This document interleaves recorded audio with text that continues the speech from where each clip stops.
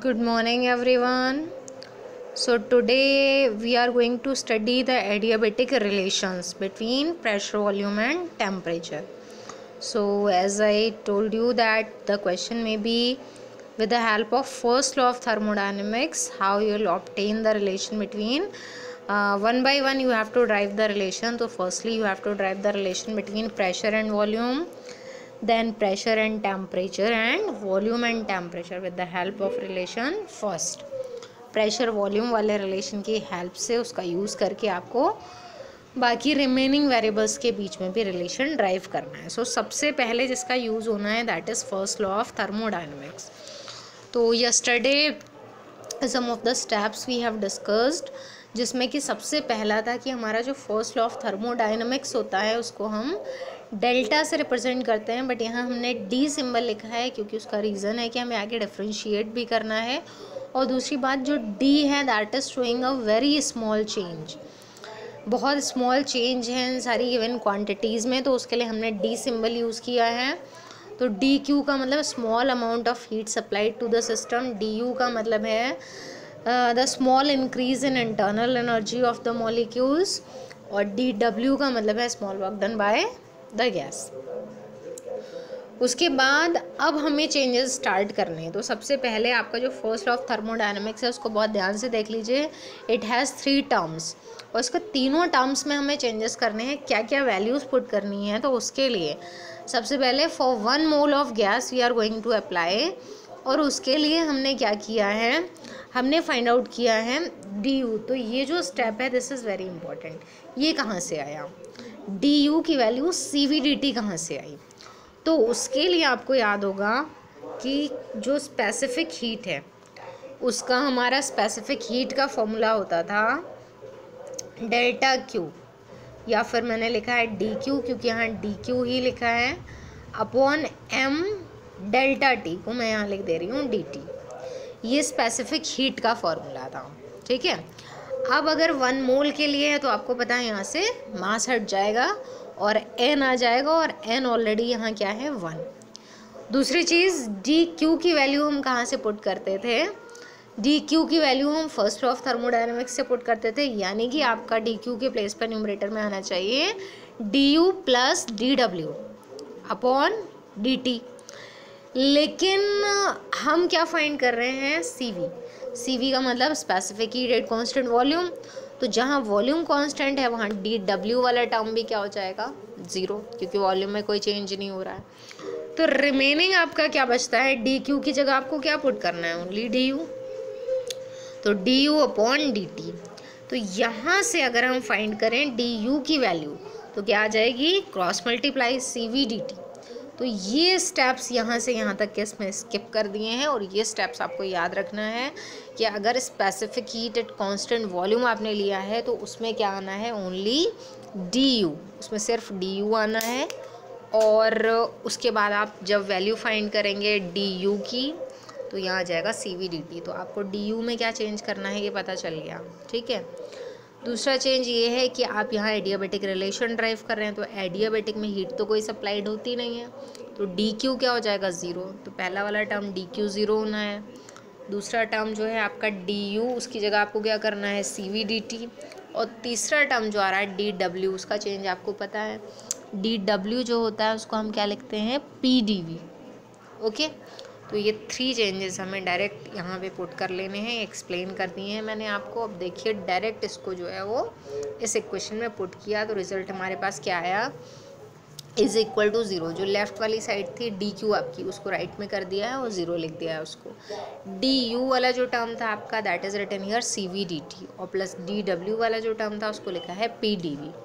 Okay. So I hope it's clear.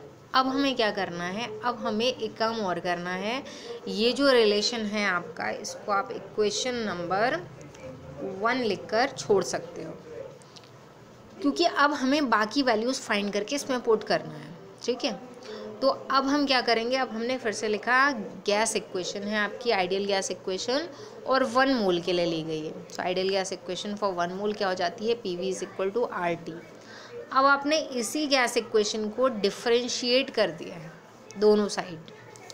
तो जब आप डिफ्रेंशिएट करेंगे तो किसी एक पर्टिकुलर वेरिएबल के रेस्पेक्ट में डिफ्रेंशिएट नहीं किया है, बल्कि जहाँ जो भी क्वांटिटी थी उसी को डिफ्रेंशिएट कर दिया है। जैसे यहाँ लिखा था हमने PV, तो जब हम इसको डिफ्रेंशिएट करेंगे तो जब मल्टीप्लिकेशन में लिखा होता है तो डिफ्रेंशिएशन के बाद हो जाता है दोनों में 1/1। एक बार P कांस्टेंट है और V का डिफ्रेंशिएशन DV, फिर प्लस साइन आता है मल्टीप्लिकेशन के लिए, फिर दूसरी बार में V को कांस्टेंट मान लिया है और P का डिफ्रेंशिएशन DP। ओके, ये तो लेफ्ट साइड का डिफ्रेंशिएशन। राइट साइड में R ऑलरेडी कांस्टेंट है, तो डिफ्रेंशिएशन किसका होगा? T का, दैट इज DT।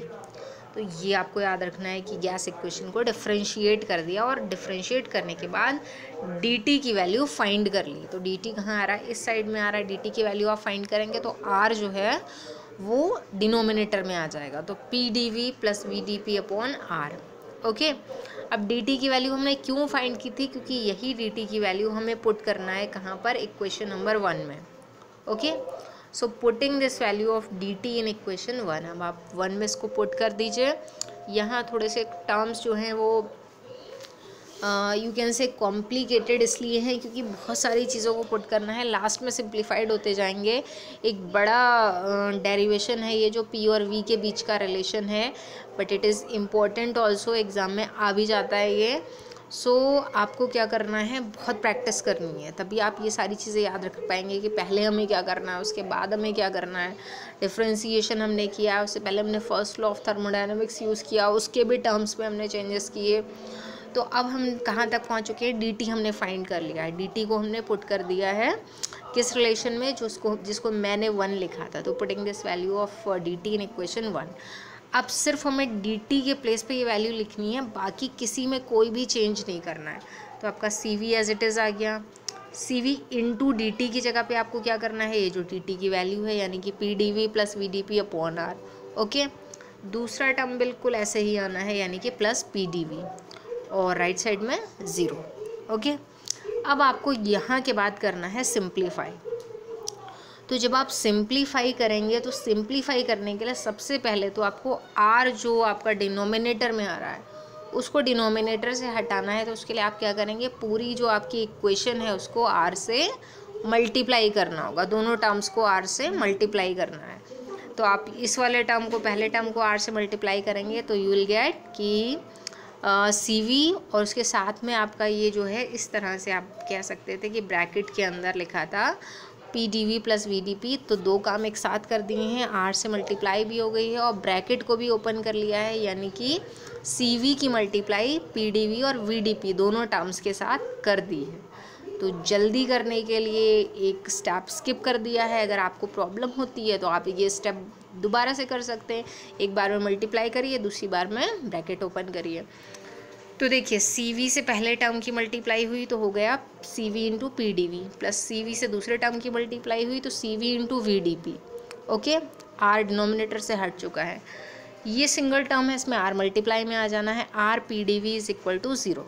ओके, अब क्या करना है आपको? अब करना ये है कि जिन टर्म्स में PdV आ रहा है, ओके, PdV किन किन टर्म्स में आ रहा है? एक तो पहले वाले में आ रहा है CV इंटू PdV और एक आ रहा है लास्ट वाले में R इंटू PdV। इस PdV को कॉमन ले लेना है, बाकी जो एक टर्म बचता है मिडिल वाला उसको ऐसे ही लिख देना है। तो मिडिल वाला टर्म ऐसे ही लिख दिया सबसे पहले CV इंटू VdP, प्लस बाद वाले दोनों टर्म्स में यानी कि फर्स्ट और थर्ड में PdV कॉमन ले लिया तो ब्रैकेट के अंदर बचा CV प्लस R। ओके, और राइट साइड में 0। अब आपको क्या करना है? पहले वाले टर्म में तो कोई चेंज नहीं करना, वो एज इट इज़ है CV इंटू VdP, प्लस अब ये जो ब्रैकेट के अंदर आपका लिखा था CV प्लस R, इसको क्या किया है? आप मेयर्स रिलेशन पढ़ के आए हैं। मेयर्स रिलेशन था CP minus CV is equal to R। ठीक है, CP minus CV is equal to R। यहाँ से अगर आप CP फाइंड करें तो CP इज इक्वल टू हो जाएगा CV plus R। Okay, side change हो जाएगी। तो CV प्लस R तो ऑलरेडी दे रखा है, तो CV प्लस R किसके इक्वल हुआ? CP के। तो यहाँ पर आपका हो जाता है CP into PdV is equal to 0।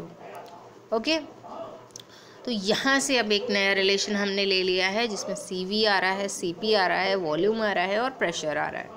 Okay, अब आपको यहाँ एक चीज़ और याद रखनी पड़ेगी कि अब क्या करना है। तो जैसा मैं बता रही हूँ कि स्टेप बाय स्टेप कौन कौन सी चीज़ें यूज़ करनी है, बहुत सारी चीज़ें इसमें यूज़ हो रही हैं, वो आप याद कैसे रखेंगे? प्रैक्टिस से। अगर आप बार बार इसकी प्रैक्टिस करते हैं तो easily you can remember that in which step we have to do which change. अब आपको इसमें करना है डिवाइड, इस होल रिलेशन को किससे डिवाइड करना है? सी वी इंटू पी वी से। ठीक है, कन्फ्यूज़न ये ना हो कि सी के साथ वी सफिक्स में है, यहाँ तो सी वी सफिक्स में है और यहाँ पी वी मल्टीप्लाई में है। तो इस पूरे टर्म से सी वी पी वी, इस होल टर्म से आपको क्या करना है? डिवाइड, पूरी इक्वेशन को। तो एक बार देख लेते हैं, पहले वाले टर्म को आपने डिवाइड किया, किससे डिवाइड किया? सी वी पी वी से। तो सी वी तो यहाँ कैंसिल हो जाएगा, वी भी कैंसिल हो जाएगा, क्या बचेगा? पी कहाँ बचेगा? डिनोमिनेटर में, और न्यूमरेटर में क्या बचेगा? D P. तो आप लिख सकते हैं, डिवाइड करके देख सकते हैं क्या कैंसिल हो रहा है, क्या बच रहा है। तो देखिए डी पी न्यूमरेटर में और पी डिनोमिनेटर में। अब दूसरे टर्म पे आते हैं, डिवाइड किससे किया? सी वी पी वी से। तो न्यूमरेटर में सी पी तो बचना है और न्यूमरेटर में जो आ रहा है आपका पी, बस वही कैंसिल होगा, बाकी सारी चीज़ें आनी है। तो C P upon C V जिसे हमने डिवाइड किया था, और डी वी अपॉन वी, इस तरह से लिख लिया। ओके, राइट साइड में ज़ीरो। अब आपको मैंने एक चीज़ और बताई थी कि सी पी और सी वी का जो रेशियो होता है वो किसके इक्वल होता है? एक कॉन्स्टेंट के, दैट इज़ गामा। वो चेंज और यहाँ कर लिया है, D P upon P as it is है, plus C P upon C V को गामा लिखा है, और D V upon V as it is है इक्वल टू ज़ीरो। एक और चेंज यहाँ पर होना है, बड़ा रिलेशन है, बड़ा डेरिवेशन है, चेंजेस याद रखने पड़ेंगे। यहाँ तक हम पहुँच चुके हैं। अब ये याद रखिएगा हमेशा कि जहाँ भी इस तरह से रिलेशन आता है, इस फॉर्म में रिलेशन आता है, डी जहाँ मल्टीप्लाई में लिखा है वहाँ पर इंटीग्रेशन होता है उसके बाद में। ठीक है, तो integrating both sides we get. अब दोनों साइड इंटीग्रेट कर दिया है, दोनों साइड इंटीग्रेट करने से यहाँ से तो इंटीग्रेशन का सिंबल आ जाएगा, integration D P upon P, plus gamma constant है, यहाँ भी सिंबल आ गया डी वी अपॉन वी। उसके बाद ज़ीरो जो है उसका इंटीग्रेशन होता है कोई भी कांस्टेंट ज़ीरो के प्लेस पे, मींस ज़ीरो में कोई भी कांस्टेंट ऐड हो जाता है। तो ज़ीरो में हमने एक कांस्टेंट ले लिया सी, उसको ऐड कर दिया, तो राइट साइड में क्या आ गया? सी। ओके, ये इंटीग्रेशन का रूल है। अब आपको मैंने बताया था अपॉन में जो क्वांटिटीज़ होती हैं उनका इंटीग्रेशन क्या हो जाता है? लॉग में कन्वर्ट हो जाता है, लॉग बेस ई। पिछली बार एल एन आ रहा था ना, अब देखिए लॉग बेस ई सिंबल भी आ गया है, आप इसको भी लिख सकते हैं। तो इसका इंटीग्रेशन हो गया log base E P plus gamma, और इसका इंटीग्रेशन हो गया लॉग बेस ई वी, और राइट साइड में क्या आया? जो था सी।